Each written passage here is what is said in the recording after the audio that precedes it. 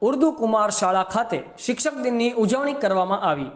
આજરોજ શિક્ષક દિન નિમિત્તે ગોધરા શહેરના પોલન બજાર પ્રાથમિક શાળામાં બાળવાટિકાના બાળકો તેમજ ધોરણ 1 થી 5 માં અન્ય બાળકો દ્વારા શિક્ષક બની શિક્ષક દિનની ઉજવણી કરવામાં આવી હતી।